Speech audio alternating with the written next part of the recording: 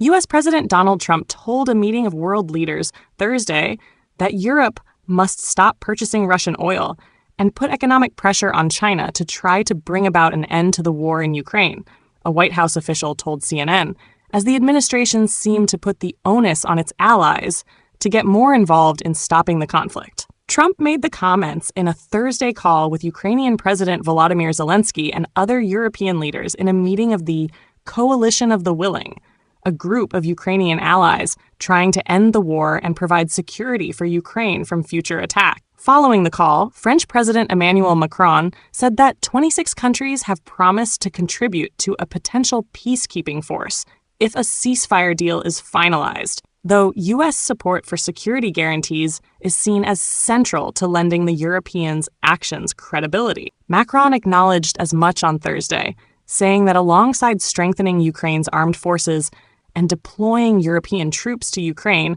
the third component of Ukraine's security guarantees ought to be an American safety net. In the coming days, we will finalize the American support for these security guarantees, the French president said. The developments reflect the intractability of the conflict in Ukraine and the increasing pressure Trump is under to punish Russia as he struggles to push forward negotiations to end the war. Now, almost 3 weeks after his high-stakes Alaskan summit with Russian President Vladimir Putin, Trump is growing increasingly frustrated with the lack of progress on peace and is contemplating how involved he should be personally in brokering a meeting between Kremlin and Ukrainian leaders, administration officials have told CNN. Kremlin's spokesperson Dmitry Peskov on Friday said a huge amount of work is needed before any top-level meeting can take place between Moscow and Kyiv, Russia's RIA state news agency reported. The White House official said Macron and European leaders called Trump into the coalition meeting, and Trump emphasized that Europe must stop purchasing Russian oil that is funding the war, as Russia received 1.1 billion euros in fuel sales from the EU in 1 year. The president also emphasized that European leaders must place economic pressure on China for funding Russia's war efforts,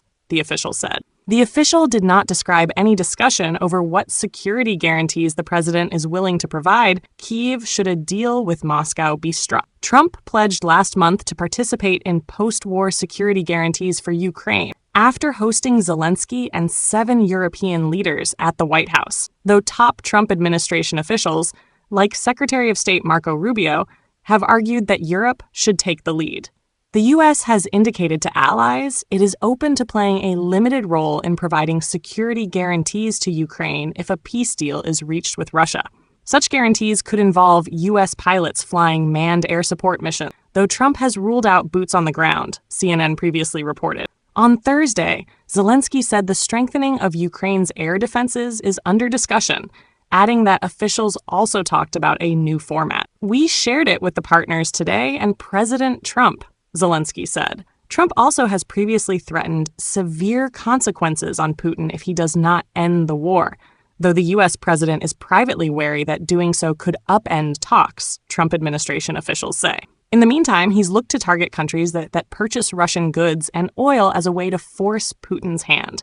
Asked Wednesday about whether he is considering slapping sanctions on countries that do business with Russia, Trump argued he's already done so. "I've already done that with regard to India," Trump said, referencing his decision to raise tariffs on India to 50% for importing Russian oil and helping Russia finance the war. For his part, Zelensky on Thursday also stressed the importance of ratcheting up pressure Moscow and all countries who trade with Russia. "The Russian economy is pressured, and all the countries who trade with Russia are pressured, and we will continue with this," Zelensky said, adding that secondary sanctions and special trade tariffs can help.